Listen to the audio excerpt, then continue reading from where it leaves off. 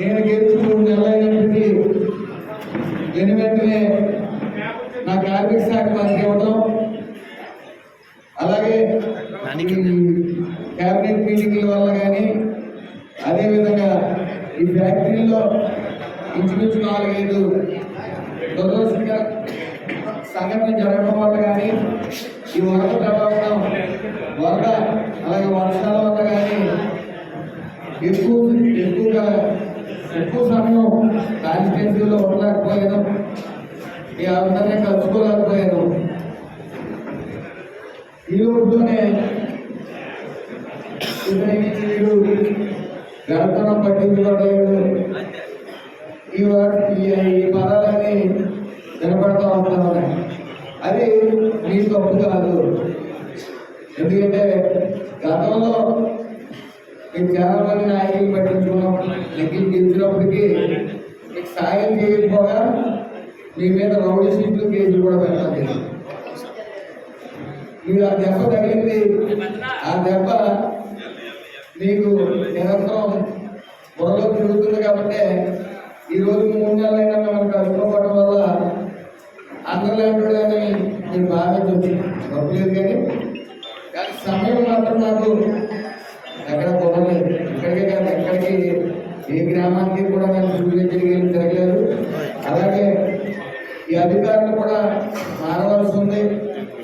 మారిన తర్వాత ప్రతి గ్రామానికి రావడం జరుగుతుంది, అందులో సందేహం లేదు. మరొకసారి నేను గతంలో చెప్పాను, నాకు ఈ రోజున రామచంద్రపురం సీటు కేటాయించారు అంటే దానికి కారణం సిగ్గుపదిగా ఉండడం వల్ల. అలాగే ఇక్కడ రామచంద్రపురం పరిస్థితులు బట్టి నేను గెలిచాను అంటే ముందు కీలక పాత్ర వహించింది బాగుంది. తర్వాత కొన్ని కులాలు ఉన్నాయి, అలాగే లేబర్స్ కానీ, అలాగే ఎండీస్ కానీ, అలాగే కులం సిట్టిబడ్జెట్ కులం విషయానికి వస్తే నేను వచ్చినప్పుడు అందరూ కూడా అటు పార్టీ ఇటు జనం అందరూ కూడా నీకు 30 నుంచి 35% సెంటిమెంట్ ఓటింగ్ వస్తే నువ్వు మంచి మెజారిటీతో గెలుస్తావు అని చెప్పడం జరిగింది. మరి నేను రావడం, నాకు సీట్ ఇవ్వడం లేట్ అయింది.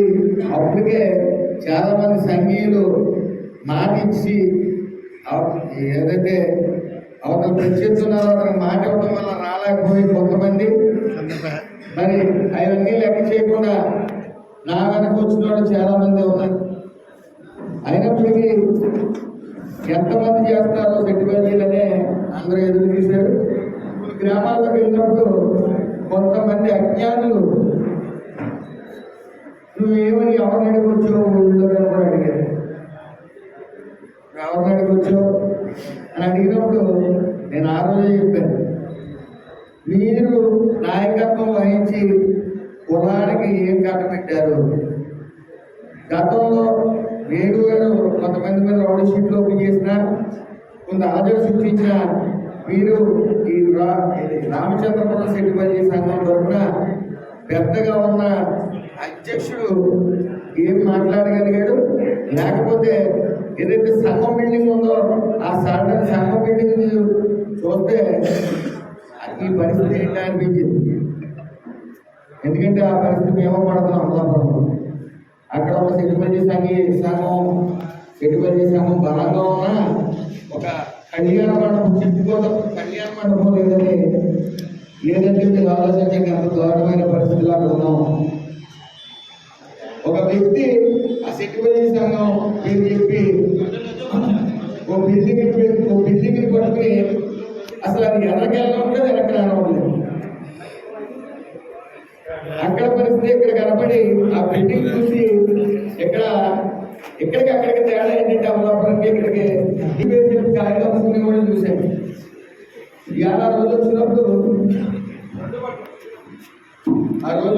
నేను ఒక ప్యాంటు చొక్కా వేసుకుని రామచంద్రపురం ట్రిపుల్ సంఘ అధ్యక్షుడు అంట డ్యాన్స్ చేస్తున్నాడు. ఏంటి విచిత్రంగా డ్యాన్స్ ఆడుతున్నాడు చూస్తే సిద్ధమని గొంతులేస్తున్నాడు. ఒక మంచి నాయకుడు, చాలా గొప్ప నాయకుడు.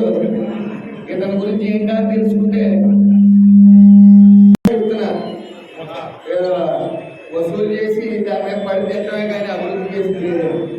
ఎన్ని చూద్దామని చూసినప్పుడు అక్కడ ఆ సంఘ సభ్యులే, రామచంద్రపురం తాలూకా తిరుపతి సంఘ సభ్యులే చాలా మంది ఈ సంఘాన్ని తినేస్తారని చెప్పాము. అలాంటి వ్యక్తిని ఓడాగేసులో పెద్ద వ్యక్తి తిరుగుతున్నాడు. నేను ఆ వ్యక్తిని అన్నా తప్ప సంఘాన్ని అన్నదని గుర్తించాను.